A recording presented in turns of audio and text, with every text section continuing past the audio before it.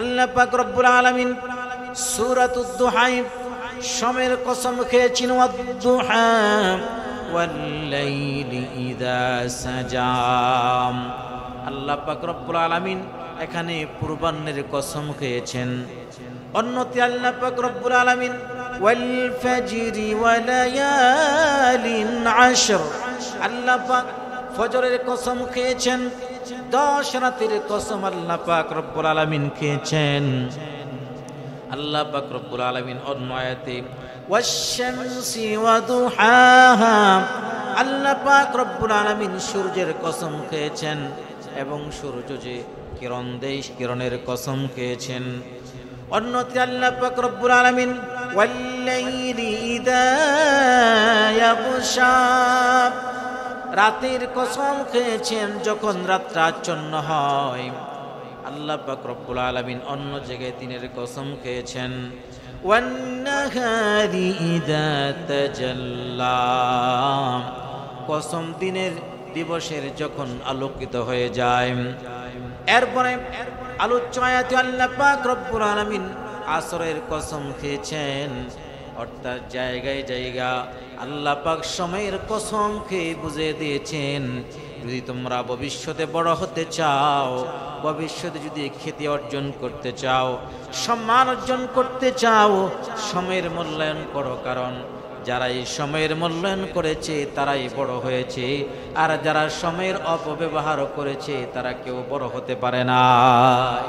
এই পৃথিবীর বড় বড় আলেম থেকে শুরু করে বড় বড় দার্শনিক বিজ্ঞানী যারা আছেন তাদের জীবন ইতিহাস আপনি পড়ুন, দেখুন তারা সময়টাকে কিভাবে মূল্যায়ন করেছে।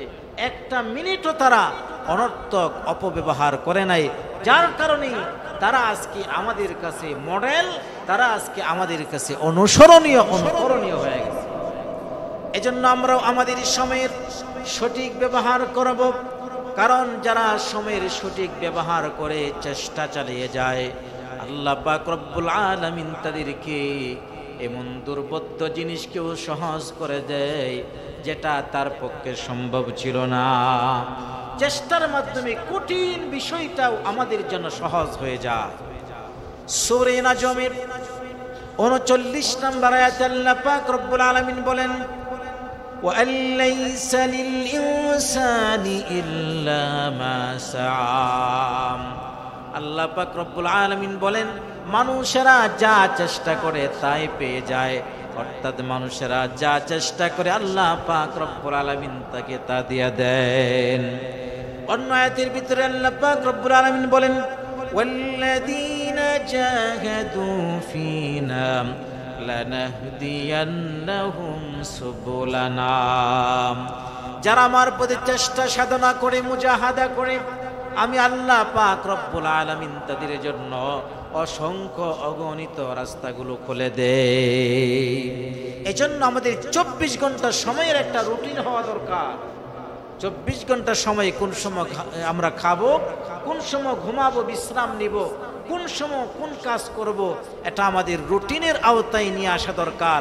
তাহলেই এই সময়ের মূল্যায়ন করার দ্বারাতেই আমাদের ভবিষ্যতে কিছু একটা করা সম্ভব। এজন্য সকালবেলা যে কোনো কাজ আমরা শুরু করব, সকালবেলা শুরু করব, কারণ নবীজি সাল্লাল্লাহু আলাইহি সাল্লাম যে কোনো কাজ শুরু করেছেন সকালবেলায় শুরু করেছেন। আল্লাহ পাক রব্বুল আলামিন রাতটাকে ঘুমানোর জন্য দিয়েছেন, দিনটাকে আল্লাহ পাক পরিশ্রমের জন্য দিয়েছেন। ওয়াজআলনা নাওমাকুম সুবাতা, আল্লাহ পাক ঘুমটাকে মানুষের জন্য আরামদায়ক করেছেন। রাতের বেলা যদি না ঘুমান তাহলে শরীর ঠিক থাকবে না, মন মেজাজ ঠিক থাকবে না, মাথা ঠিক থাকবে না। এজন্য ঘুমটা আল্লাহর পক্ষ থেকে একটা বড় নিয়ামত। ওয়াজআলনাল লাইলা লিবাসা, রাতটাকে আল্লাহ পাক রব্বুল আলামিন আরামদায়ক করেছেন, আরামের জন্য, ঘুমের জন্য, বিশ্রামের জন্য আল্লাহ পাক নির্ধারণ করেছেন। ওয়াজআলনান নাহারা মাআশা, দিবসটাকে আল্লাহ পাক জীবিকা নির্বাহের জন্য নির্ধারণ করেছে। আজকে আমরা দেখা যায় রাতের বেলায় ঘুমাইতে ঘুমাইতে 12টা 1টা বেজে যায় মোবাইল দেখতে দেখতে। সুতরাং রাসূলের অভ্যাস ছিল, রাসূল এশার পর পর ঘুমিয়ে যাইতেন, শেষ রাতে উঠে তাহাজ্জুদ পড়তেন। আর আমাদের কাজ হলো আমরা ঘুমাই দেরি করে, আবার উঠিও দেরি করে। সকাল 8টা, যাদের চাকরি আছে তারা তো আগে উঠতে হয়, আর ফজরের নামাজ তো ঘুমের ভিতরেই চলে যায়। সময়ের যদি আমরা সদ্ব্যবহার করতাম তাহলে কোরআন এবং হাদিসের বিধান মতো আমাদের জীবনটা পরিচালিত হয়ে যেত, আর সময়ের ভিতরে বরকত পাইতাম, অল্প সময়ের ভিতরে অনেক কিছুই করতে পারতাম। সকালের কাজটা আমাদের জন্য বরকতময়। তিরমিজি শরীফের বর্ণনা 1212 নম্বর হাদিসের বর্ণনা। নবীজি যারা সকালে কাজ করে তাদের কাজের ব্যাপারে নবীজি বরকতের দোয়া করেছেন। আল্লাহুম্মা বারিক লি উম্মতি ফি বুকুরিহা, আয় আল্লাহ আমার উম্মতের সকালে যারা কাজ করে কাজের ভিতরে আপনি বারাকা দান করেন। নবীজি তো বরকতের দোয়া করেছেন, এজন্য সকাল বেলার কাজের ভিতরে আল্লাহ পাক অনেক বরকত রেখেছে। যারা বিজ্ঞানী, চিকিৎসা বিজ্ঞানী যারা, তারাও বলে যে সকালবেলা ঘুমাইলে স্বাস্থ্যের জন্য অনেক ক্ষতি। এজন্য দেখা যায় যার কারণে চিকিৎসা বিজ্ঞানীর কথা রক্ষা করার জন্য, নিজের শরীর সুস্থ রাখার জন্য দেখা যায় অন্ধকার থাকতে ব্যায়াম করতে চলে যায়, কিন্তু কপাল পোড়া ফজরের নামাজটা মসজিদে এসে পড়ার সময় হয় না। ঠিক কিনা বলেন? নিজের সুস্থ থাকার জন্য আমি আমার সব কিছু বাছাই করে নিলাম, মরার পরে আমার কি হবে এটাও তো আমার জানা দরকার, মরার পরে আমার অবস্থানটা কি হবে। এজন্য সকালবেলার কাজের ভিতরে বারাকা। নবীজি যখন জিহাদের ময়দানে কোনো সেনাবাহিনী পাঠাইতেন সকালবেলায় প্রেরণ করতেন।